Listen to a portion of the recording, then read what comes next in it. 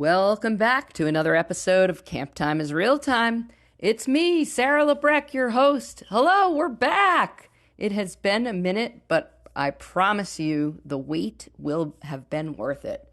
Today, it is Sam and Tom. Wow. We talked in Tom's old office, which is the current nurse's office. The three of us sat down there and talked about early memories from camp, about classic camp counselors and things that used to be at camp and things that are at camp now. And being in this office was so amazing because we had visitors stopping in, just like it were a typical camp day. So Gail popped in a couple of times. You're not going to hear that because we'll have that on a standalone Gail episode. But Gail popped in, and then Kelly and Eric popped in, and it really felt like a time machine. And it was really fun reminiscing, and I know you're going to enjoy it. So I've broken it up into 2 episodes. This is part 1 of Sam and Tom, and I think you're going to enjoy it. So one more thing. We still need you to come on. So send me an email, camptimefcdc@gmail.com, or Instagram, camptime_realtime, and get in touch because we want to keep this thing going. That's all I have for you tonight. Enjoy the episode. Bye. Hold on. So, Sam, what's your earliest memory of camp? I think it's being a junior camper.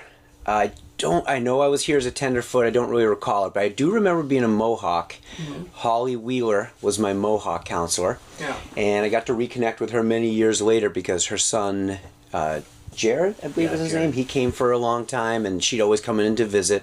But yeah, I remember being a Mohawk, playing at the junior camp area. I have this memory I always bring up about junior camp, a couple of them, but we used to have structured nap time in junior camp. Yeah. Okay. We would, I don't know, sometime in the afternoon after swim, we'd go down and every kid had to lay out their towel over kind of near where the river was and just take a little nap for a half an hour.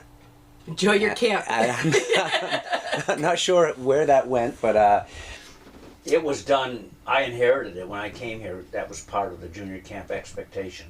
Mm-hmm. I did it. You read to them, and some of them fell asleep. Yeah. It was good. Yeah. Not a bad idea. No. I guess that must have been in the era when we didn't have the horseshoe driveway, because I think we used the area right next to Mine Brook at the end of the stable. That was our nap time area. But I've always enjoyed walking around that area and thinking back to junior camp when I was a kid and some of the play structures that used to be there that are no longer there. Yeah. In fact, I was just showing Billy the other day.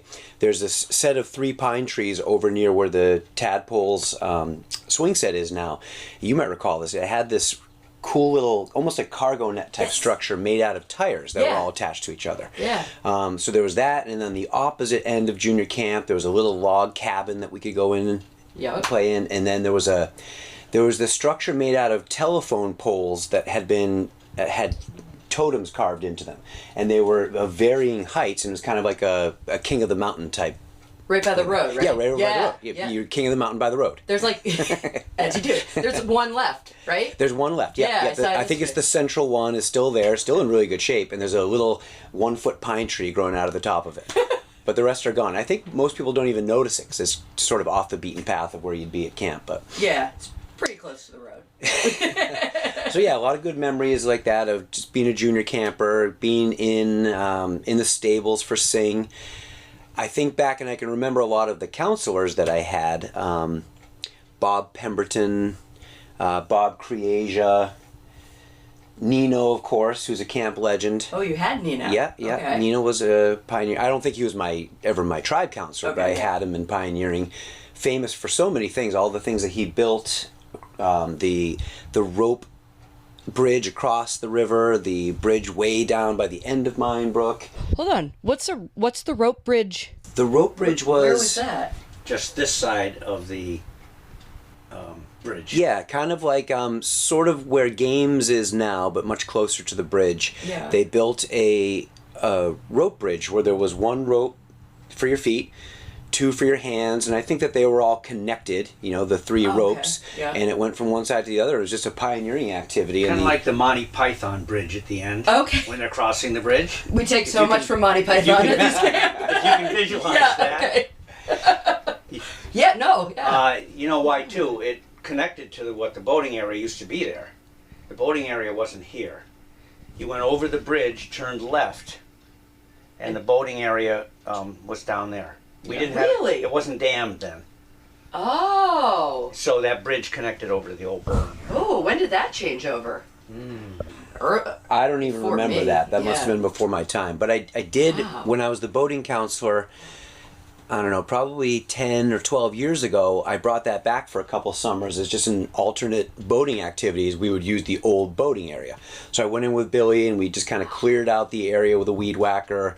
There was no dock, so we just had to put a stake in the middle of the river and Yeah. just hook the canoes over there.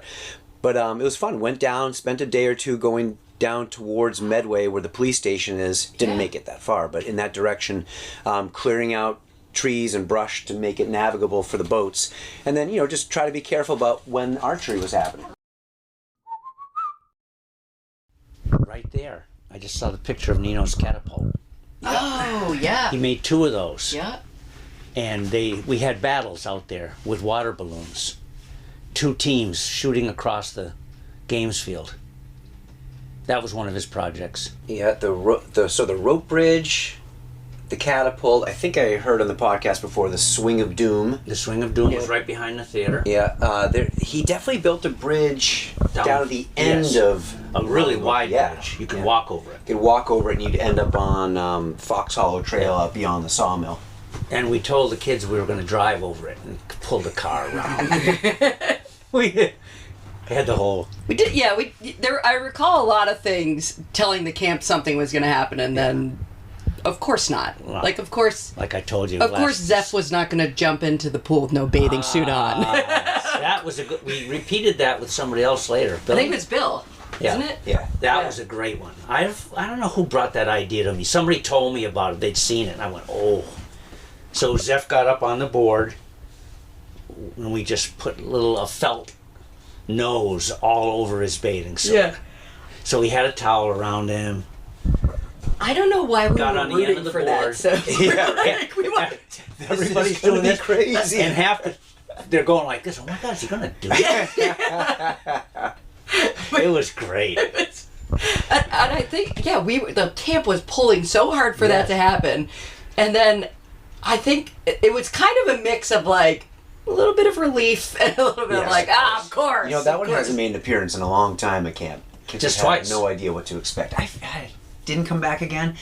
I don't recall doing it with. Maybe I did it a third time. All right, I was thinking of one of the Winships maybe did it. Kevin Winship, Oh, or his brother, Dave. Dave was That would have been the first time, right? No, Zeph was definitely the first time. Oh, how do I remember that?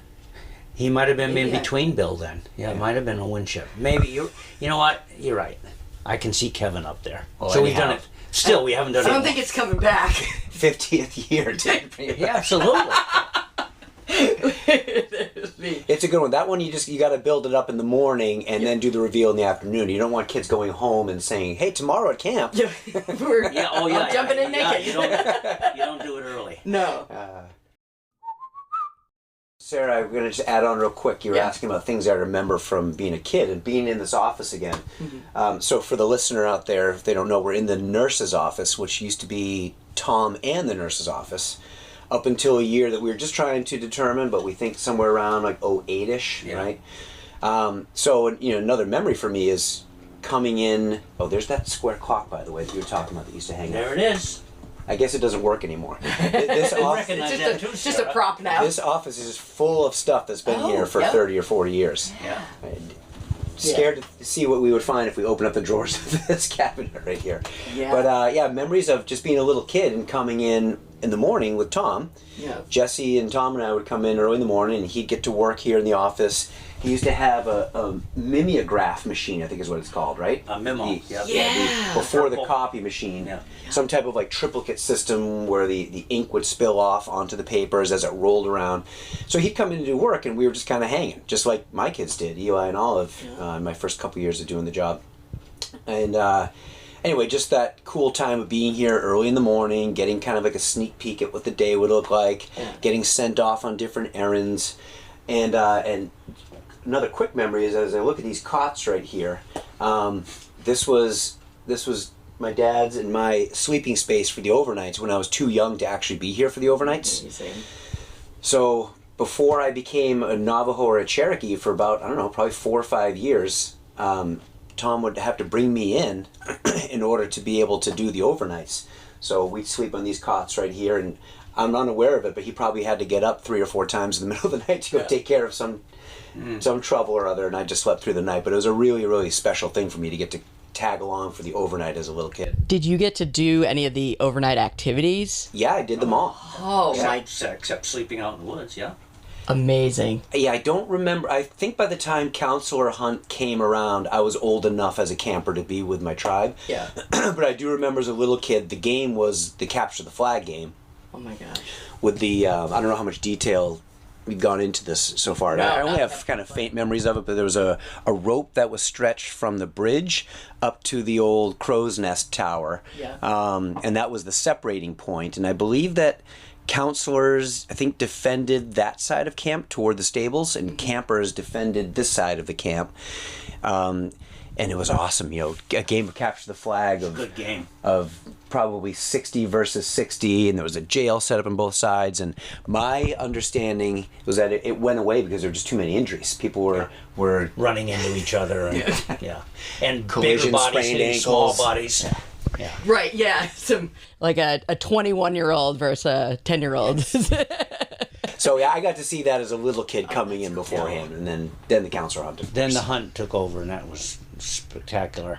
The hunt is that's my memory of overnights, and that it's funny because even though I had an older brother who was obviously doing the overnights before me, he never shared what they did at the overnights. So I remember coming in and it just being like, whoa, this is amazing.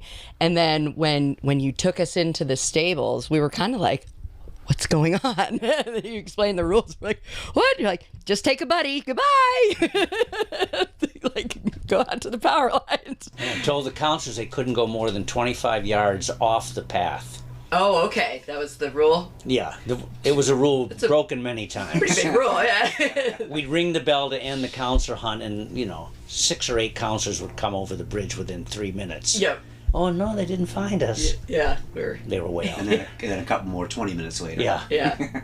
Did you were a counselor during overnights, I right? was a CIT. I think was the last year was 90. I believe was the final year, and I was a CIT for that. You were already worth quite a few points though, because you'd been at For like camp all 20 those something. years. Yeah, I was like 12 or 13 points. That was. I don't think I ever lasted. We thought we had great hiding spots. Yeah, In where'd fact, you hide? Do you remember? I heard somebody say this on the podcast. I'm like, oh, I didn't know other people had thought of this before. But Yeah. Pat Fagan and I one time hid in the bushes next to the pool and waited about 5 or 10 minutes. And then we went into the pool and started swimming with the people who had been caught. Right. And that was our whole gig. And a couple kids came up to Tom and they're like, hey, who found Pat and Sam? He's like, nobody. So they came over and got the points. Boom. We're like, oh, it was the most brilliant plan. I can't believe it didn't work out. Apparently other people had thought of that before too. Yeah. But yeah, I think I only did one summer as a counselor for the counselor hunt and for the overnights. Yeah. And then they went away my first year as an assistant. But the CIT campsite, has that become a point of discussion yet? This is pretty interesting. I No. think this was Jesse and Eric Giddings' class. Okay. Jesse, Kelly Eric, Flynn. Kelly Flynn, Jess, Jess Graff. There's another Jess there too. What was Jess, yeah. the? Yeah. It's like Great kid. It's like an all-star tribe. Yeah, big group Big of kids that names, ended up yeah. becoming head counselors, and their year as CITs was the final year of the CIT campsite. So it was, if you go out on Partridge Path and you end up at those 3 campsites on your way to the power lines, beyond the last one on the left, about another 100 yards or wherever, there was another campsite. And incidentally, I went out with my tribe about 10 years ago trying to find it. We went out in the woods, we couldn't find the cookout site there. But there was an extra site, and its only purpose was 3 times a year it would be used by the CITs as their sweeping spot for the cookout. So I didn't know what to do with them. Right, yeah. so they'd hang out. No, they'd go out there and set up right after camp was over. Then I think they would rejoin the camp for the games, the theater, the pool, the big bonfire. Yeah. And then when it was time to go out into the woods for the cookout, 13-year-olds would just walk out. Just into keep their own going the site. farthest There was away. one extra thing. They went into the stable and watched a movie. Ah. I let them. I made sure what movie they were watching. Sure, yeah, But yeah. they all sat, and it was just a little screen at the time. Right. And they all watched a movie. Then they went out But after the bonfire? after the bonfire. Then a movie. Then out to their site. A lot of things ended with that troop. like when Eric was saying that explorers used to have a free period. Yeah, yeah. Yeah. Awesome. And I think they might have been the last ones to have that too. Like, nope. Yeah. We're tweaking the camp. We learn as we go. Yep. But I mean that group. I remember Eric saying like who was in his tribe, and I was just like, wow, like that is just like an all-star, just like heavy hitters. I think like, John Bucci was part of that group too, or was he a year off? He was a Jess little Allen, by the way, was that other Jess, Jess that was Allen, in the yes. group. She was great. They were all great. It was a great group, and they stayed here a long time. Yeah. And in those days, minimal CITs. Mm-hmm. It was 4, 5, 6. Yeah. Yeah, they probably had 8 or 10, and that was a And big that was year. huge. And that's part of, okay, what am I going to do with these guys? I didn't need them at the sites because back then, everybody except the junior counselors had to come to overnights. Right. So there was a plethora Yeah. of counselors for coverage. Yeah. Who was in your tribe growing up? Pat Fagan, Yeah. Betsy Berry, who returned as a camp mom a year or 2 ago. She had 2 daughters who came here for a long time. A guy named Jeremy Levine. Yeah. He made it through his CIT with us. Lived in Sherburne. Yep. Dave Delio was a Medfield kid. Yeah. Oh, Sherry Hain was part of my group too. Oh, okay. Yeah. And by the time we were like first or second year assistants, most of them had left at some point. Really? And then it was, just kids that were older, younger than me, or Adam came on board. Yeah. He had come here as a camper and then was gone for a while and then just answered an ad in the paper and came back as an assistant. Yeah, I remember. So I remember when Adam came back. It was a year that it was when I was a CIT, my first year, or I was only a CIT for 1 year, but the staff shirts hadn't come in yet. We went to orientation. And we're like, oh, the shirts aren't in yet.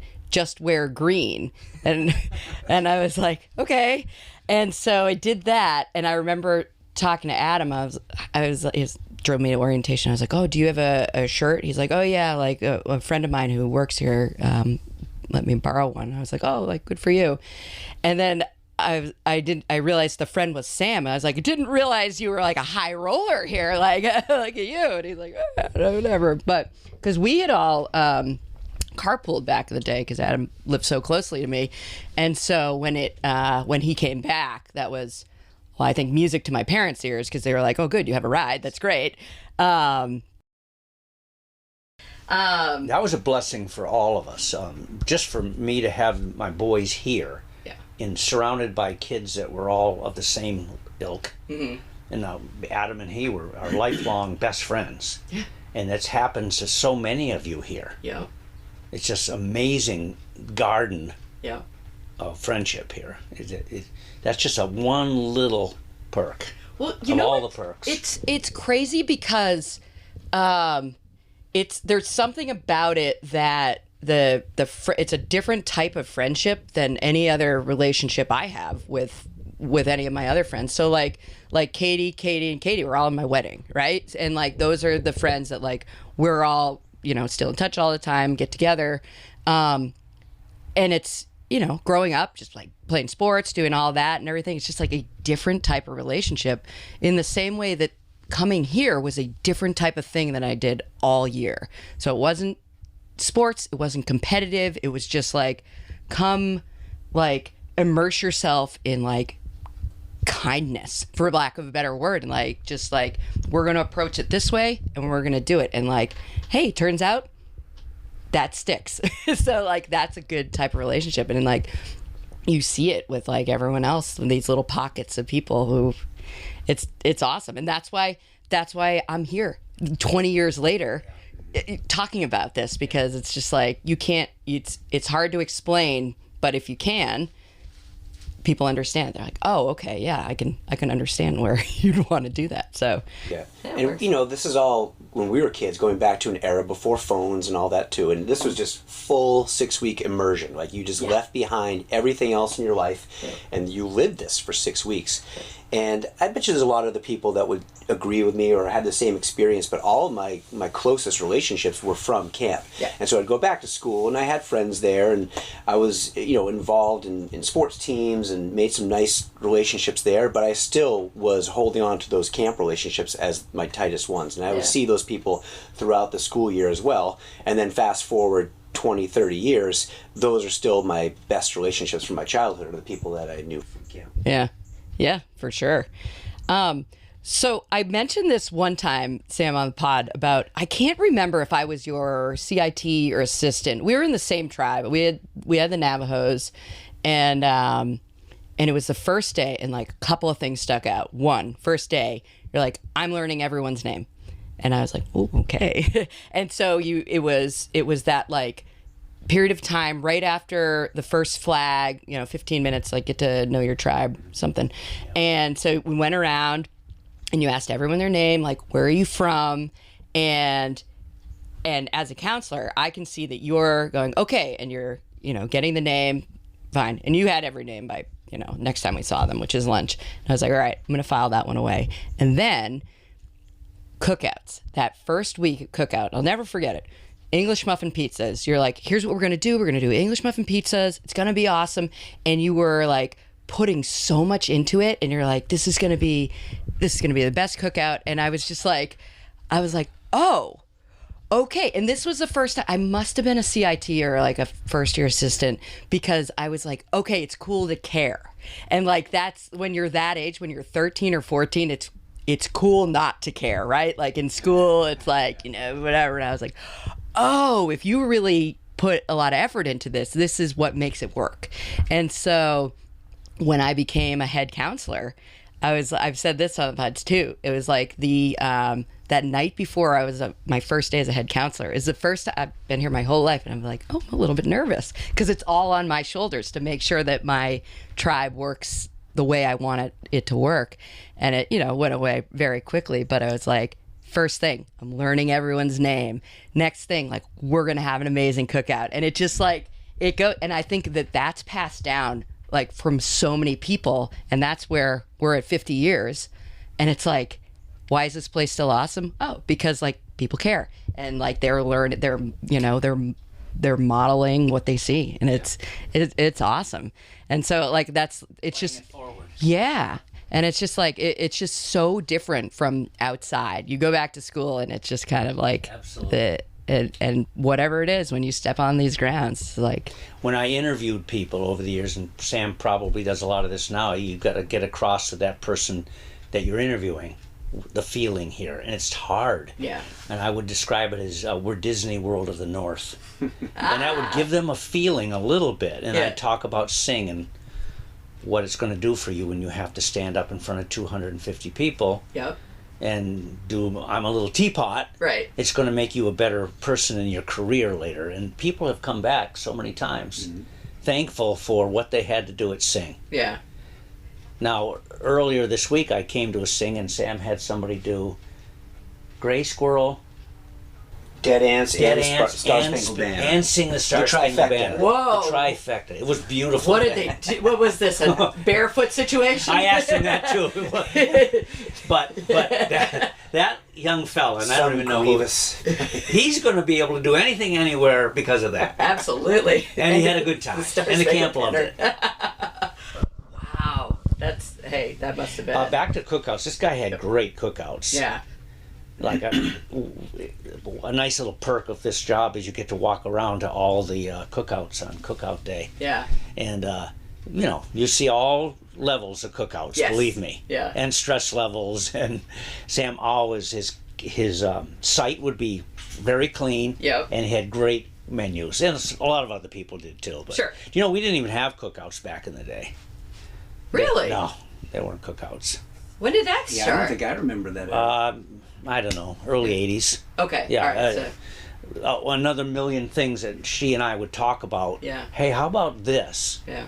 Yeah, all trying to develop what is here today now. So were the campsites there before the cookouts? Not many of them. A few. Okay. The pioneering site was there, and there was a big site at the junior camp. Yeah. The big fire pit. There might have been a couple other little ones, but Yeah. no. Cookout started late. Okay. Yeah, and they were pretty simple back in the day, and I think I heard Eric talking about the bring your own meat Yeah. version, which was pretty standard. We'd come in and you would just bring your own hot dog or Ooh. burger patty. And so, one of the things that's been fun for me, having been here forever, excuse me, both as a counselor and now my role as a program director, is I think back to something that we did a long time ago and I think, oh, it'd be really fun to bring that back, even if it was ridiculous and there's a good reason to drop it. Yeah. So Eric and I spent a summer, I think you might have mentioned this, we were job sharing the boating job. It was Right. the year Eli was born and I wanted to be home with Eli. We worked out a deal with Tom and Gail where Eric wanted to come back and spend a little bit more time here too, but he had his job. and- Double shifted, didn't he? Also. yeah, I think he double shifted, or maybe that was the year he came back full time. Because in 05, I think he was back like Okay. 6 Yeah, weeks he full was- time. So this is 2008. I'm sure he had to work out some type of deal to be able to pull it off. But Yeah. I think I was Monday, Tuesday. He was Wednesday, Thursday, and we were both together on Friday, which was awesome. It was great. And we always had like a really dynamite assistant counselor who Yeah. could help with the transition.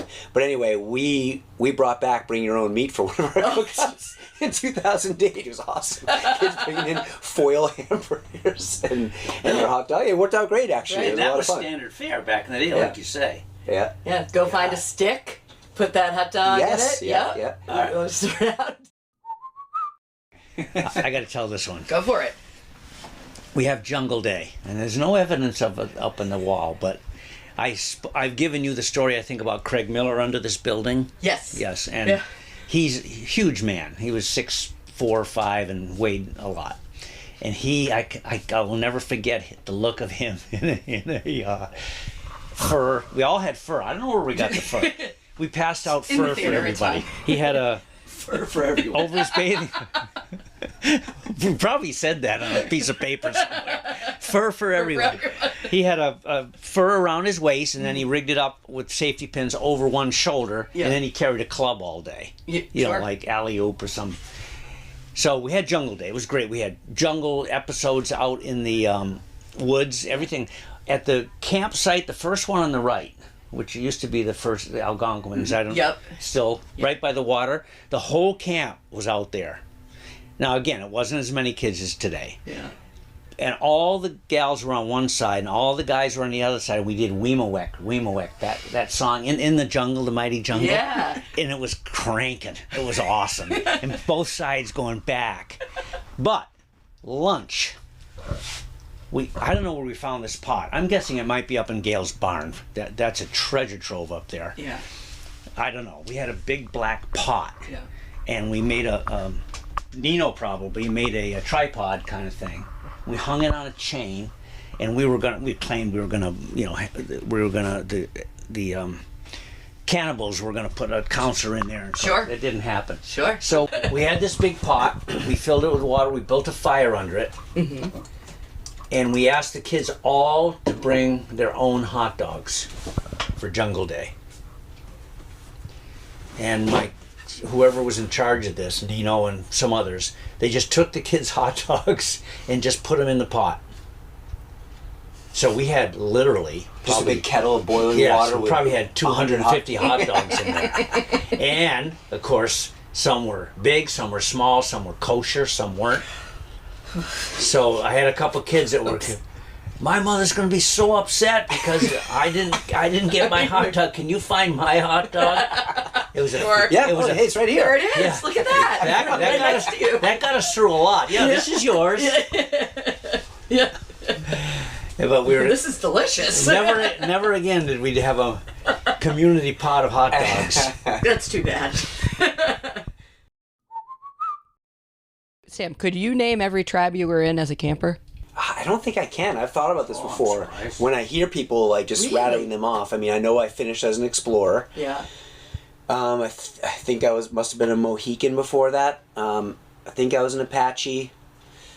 Don't know if I was a Navajo or Cherokee. think I you don't were a remember Navajo. some of the earlier You ones. were Navajo. But I certainly was a tenderfoot and a Mohawk. I was Yeah. a tenderfoot at least 2 years, Yeah. maybe even a third. Yeah. My first summer was 1980, and that was the summer I would have been turning 4 that December. So I was only about 3.5 when I first came. But you know, tenderfeet used to only be 4. I forget when this shift happened. But now it's you have to be entering kindergarten, and Yeah. they used to actually be a year younger than that for a long time. So anyhow, I remember those. I can't recall exactly which ones I was in later, and of course the tribes changed over time. There were some that were added, some that were taken away. I remember the Chippewas were a late addition one year. They were not one of the originals. Oh. We had the Abnakis. Do you remember them? Yeah, the I remember like Abnakis. the legend of the Abnakis. They were around the same age as the Apaches, I think, the Abnakis. And this, I think, predates my memory. I just know of it through legend, but that the explorers used to be called the adventurers. Yep. Oh.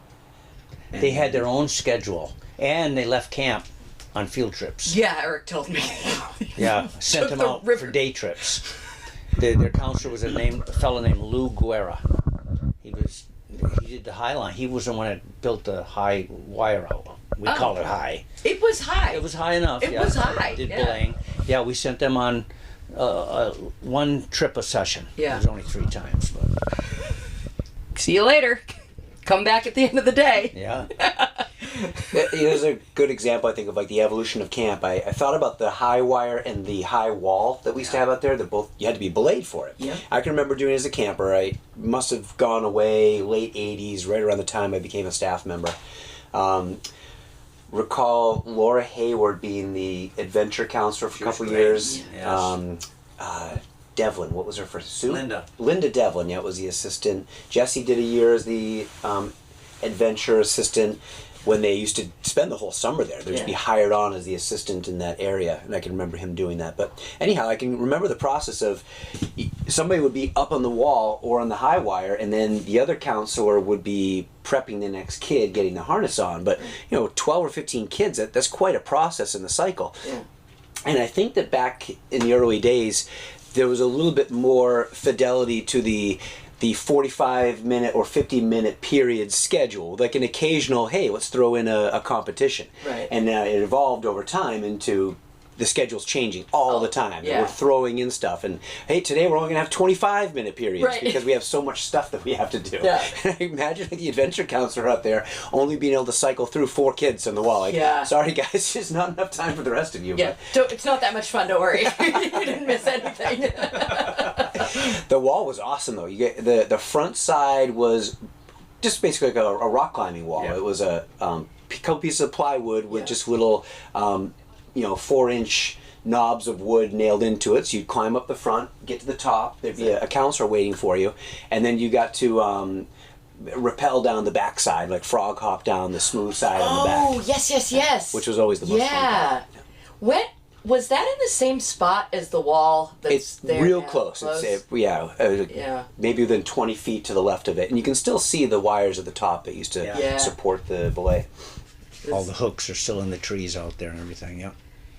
Adventure's really cool. It's a really cool. We had a company come in and professionally build this one now. Oh, really? Yeah, the original was kind of just whoever she hired, just put local guys put it together. But we had Project Adventure come in and build it. Yeah. It's evolved a lot over time too. I mean, the tire traverse I think is probably original. Yeah.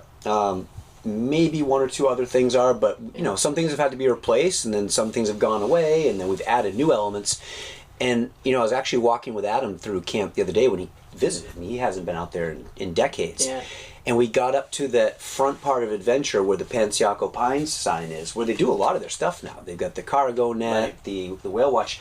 That area wasn't even used. You had to go all the way down into where the wall and the wire are. That was Adventure. Yeah. And they've just sort of like spread out into other areas of the woods, and they keep adding in new elements, and it's great. Always evolving and adding new things out there. Oh, I didn't realize that where the Pansiaco Pines is, that's part of Adventure. Because I saw the slack lines up, and because my kids were saying they did the ninja course, and I didn't realize the whale watch is out there too. Watch, yeah. Oh, okay.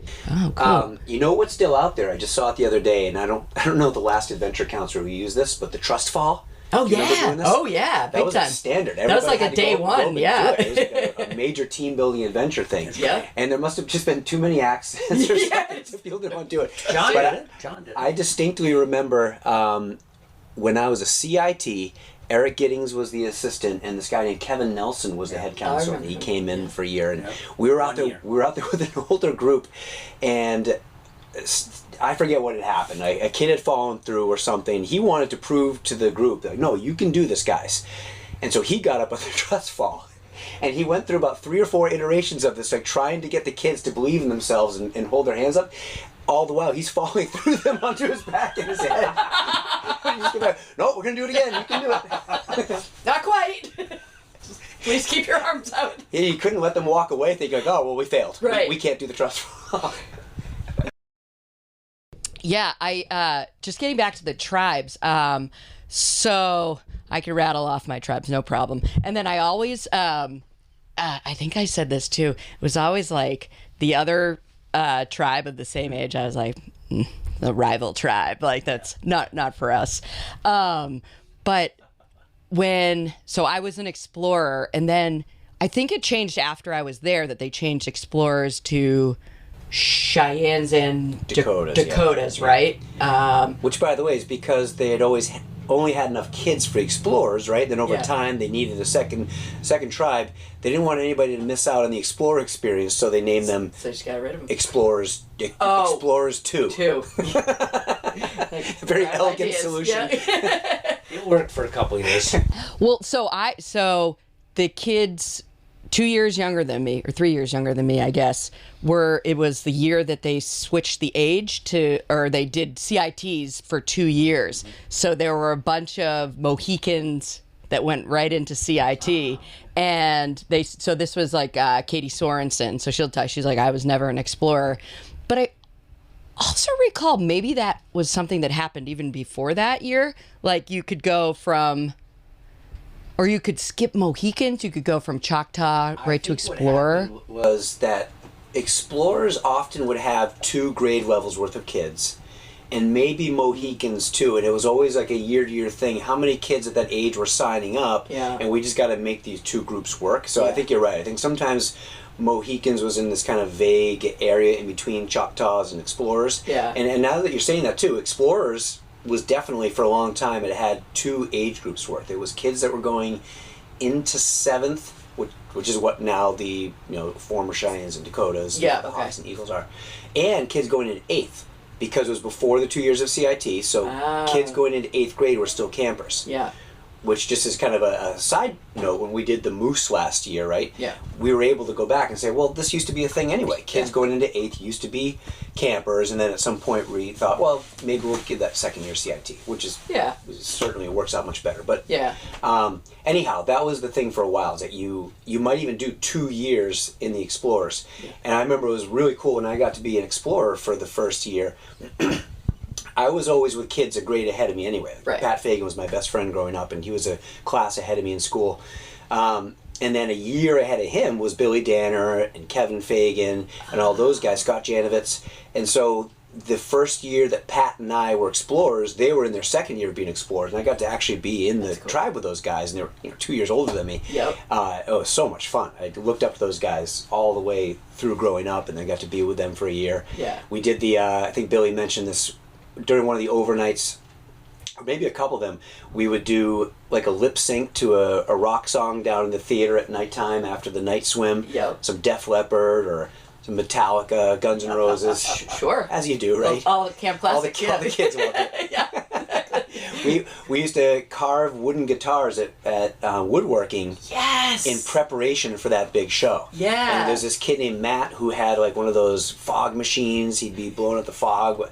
We started up, thought we were so cool. Oh yeah. And you were like that. It's like, yeah, you were in the audience. This like, is our moment. Yeah, exactly. Someone is watching. See, everything he just said was part of the evolution.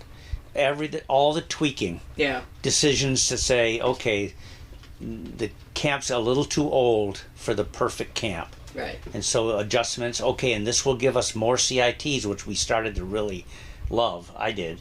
I could really add it to the staff, more and more CITs. So what we have now, 20-ish every Yeah. year. It all designed to work. In fact, Sam made me think of this. I can remember about my last 4 or 5 years of camp, I felt like, okay, we got it. I felt that way. Really? The long haul, I felt personally like this is where we want the camp to be. And I could concentrate. And what I tried to do the last few years was just say, okay, now I want to, and this is, Sam is a master of this, is I want to kick this into gear and keep everybody moving as fast as I can. Now that sounds crazy, but it contributed to the just pure awesome. I want to send everybody home exhausted every day. Yeah. And have them come back so excited the next morning. So we upped the competitions. Oh, you upped them too, because I know in the 50th year we're doing them every day. No, this is incredible now. Yeah. I got it up to 18 or 19, I think, my last year, and I remember going into that last year saying, okay, I'm going to break a record for competitions. We're going to keep this camp hopping. Yeah. But I was so pleased to be able to do that because I felt the camp was where we wanted it. Yeah. The staff was where we wanted it. The kids where we wanted it. We were just getting to the top of the mountain. Yeah. And then you could start really tweaking little tiny things. That's so crazy that you think that the last like 4 or 5 years that you were here that you reached that. Because when I'm a camper 25 years ago, I think that's the top of the mountain, right? So it's like, And I love that you think that, and so Yeah. does everybody else out there. right. Every year that a person is there, like everyone you talk to is like, this is it. Yeah, and in terms of it just being like a finely tuned machine, I would have guessed you would have said it's more like the early 2000s or something like that. That I'm surprised that it took until that point for you to think of it. Because, yeah, you can see the progression of what it was over the years. And, you know, I'll say from my standpoint now, being in this position, you know, another early thing that Tom told me is like, you know, so much of the work of this job is in the months and weeks leading up to orientation the first day. And then once you get it going, once it kicks off the gear, everything else just falls into place because you got an awesome staff. Yeah. They love it. They know what they're doing. And then you're just making little tweaks. You're helping people out. And you know, there's certainly a lot more that goes into it over the course of the 6 weeks, but that's the bulk of the job is the setup, you know, setting everybody up for success. Hence telling everybody I just walk around. Right. Right. Yeah. Right? But I obviously was gifted with this incredible template of how to make the camp run. And it does run so smoothly, but one thing that sort of like can keep me up at night worrying about camp is to imagine myself in the position, and I've probably told this before, but of what it must have been like for you in your early days, even up through probably, you know, the early 90s, when on a routine basis, you had to hire 3 or 4 or 5 or 6 brand new head counselors from the outside who knew nothing about camp. And now, not only do you have to find the right people, right, but now in the opening days and weeks of camp, you have to train up a whole new staff on this vision that you have on what the spirit of camp is. I don't really have to worry about that anymore. Everybody knows it, right? There's all sorts of counselors who've grown up here. Yeah. who keep returning as head counselors, maybe have done 5 or 10 or 15 years on staff as a head counselor. And so they already know what the Spirit is. But to have to they are bring the somebody in and teach them what Sing is, Right. and reestablish that, you know. Yeah. And I got a tiny taste of that last year because we had missed the pandemic year. Yeah. When we came back in 2021, even though we did have a lot of returning people, we were all now 24 months removed from camp, and so Right. there was a lot of just kind of, you know, dusting out the cobwebs and reestablishing the culture and some of the traditions. And I thought, wow, this is nothing compared to what it must have been like to have to bring in new people all the time and do this. Yeah. I can picture if I were working here and missing a year of camp, like I can imagine everyone was just like gutted. Like I can just imagine were people just like so happy to be back? Yeah, it was back with awesome. it, That was yeah. that was the focus for the first several days. It's just like Yeah. how good it feels to be back, Yeah. and to not take it for granted. Yeah. To realize now, right, that we have this incredibly special place that we've all been blessed to be at, and many of us have been here for the last X number of years, and it's just a rhythm and an expectation. To have lost it for that year, I think everybody was just super appreciative to come back and Yeah. have it again. But I would have been worried if I was still in the position, oh my God, who am I going to lose because of this? Right. Because some people would really work hard to come back and they'd make it work, but given a whole year off, Yeah. I'd be worried. And I don't know if this happened to you, where you'd lose a couple of key players because they had that time away, and it was just easier to stay out there. Yep, I think that definitely happened. There were a couple people that I think probably would have been back, but now they had to find something else to do, and so they were. We had to hire about a dozen new assistant counselors that year, which is unheard of. Off the street? Like no. Oh no, some, but mostly it was kids that had been here and had been CITs and Okay. applying. But you know, a typical year we might only have 3 or 4 positions. And you had to say no to. Yeah. It's the hardest part of the job is breaking young kids' hearts. Yeah. Job situation, and you have to tell them in 9th grade, we don't have a spot for you. Yeah. I hated making those calls. Oh, I'm sure. And you actually, I do remember, you had to go out and seek counselors at Which- that level. was the first time Yeah. that had been done probably in Years couple and years decades. and years. First time in a long time I think I've been in this office with the two of you at the same time. It makes me just- think immediately of a video that appeared. I don't know whether it was regular week video or counselor video, where, where Kelly comes in and do you remember this? She's telling Tom a story. And Was I one of the- supposed to be doing it? No, Did they somebody ask me to just do it? taught. No. It was like we were set up in a million. it was Oh. candid footage, I think. But Kelly is telling the story, and it just kind of just continues on and on and on. What was I doing? Come on, Kelly. And somebody just made this really funny video about it. That's all right.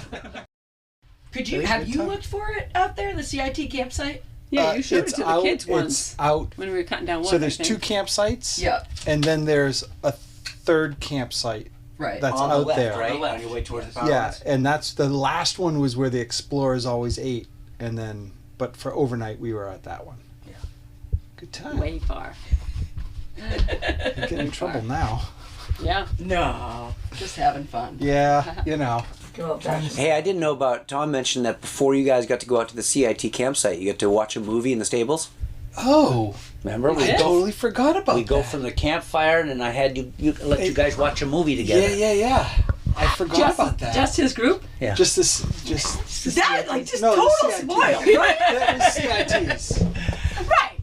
not campers. You were, Yeah, but it was the only CIT group that ever did anything but like this. but it was brand new. I didn't know what to do with them Yeah. because, Oh, it 14 was the years first old. year of the CITs? well, No, maybe but- not the first, but Like their own. it was year, a, it it was was a the big first group? big group of Okay. like 8 or It 9 wasn't of like us. 2 or 3 CITs. Traveled And up. I didn't need them to cover, Areas. campfires. It was Right, I had right. everybody with the junior camp out there. I just wanted to give them something by themselves. You needed to get rid of them for a Plus, while. I think I had Keep Jesse them- in my you had to ear keep them about it all busy. the time. Yeah. Dad.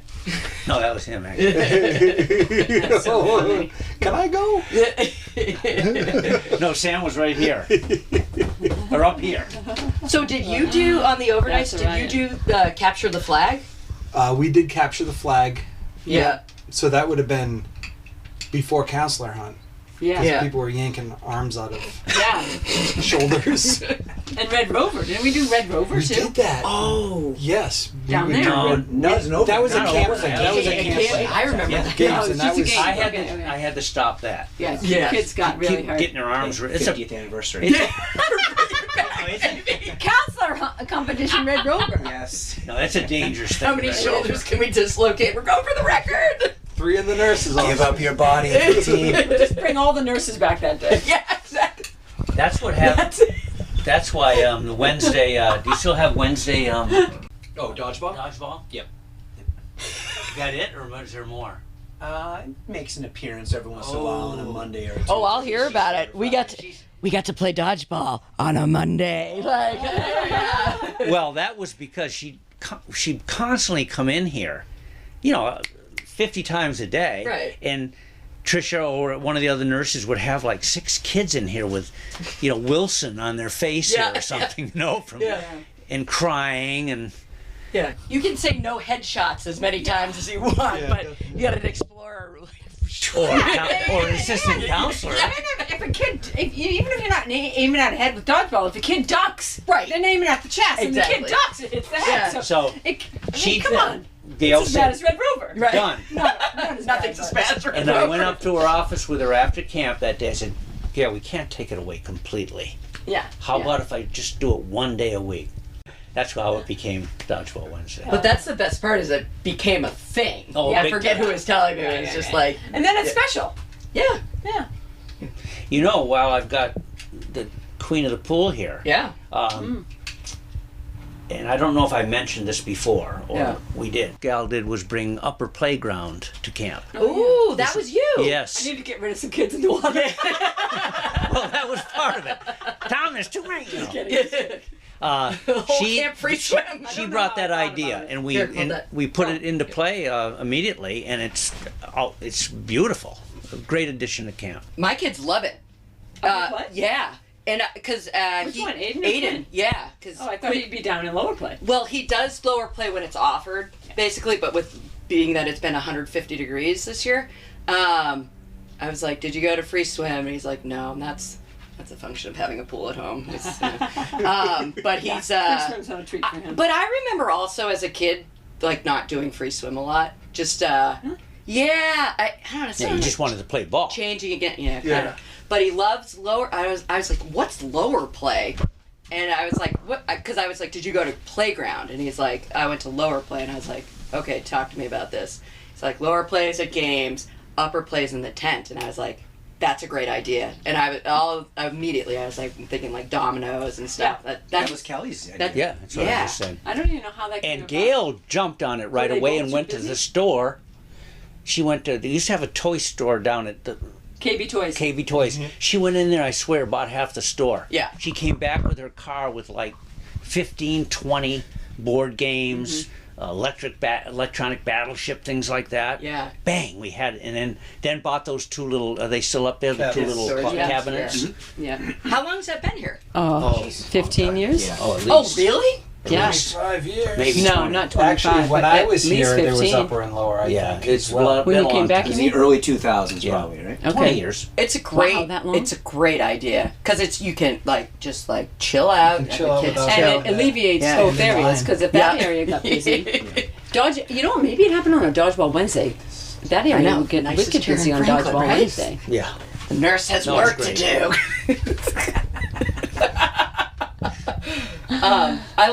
When I was walking around the other day, and it was like there were kids up in upper play, and I was like, "Oh, the number one activity is cleaning the rug." They love it. They love it. A couple of them. I was like, "All right." Buy some more vacuums. That's like So, see how upper much play trash turned you into can cleaning. get. Yep, yeah, exactly.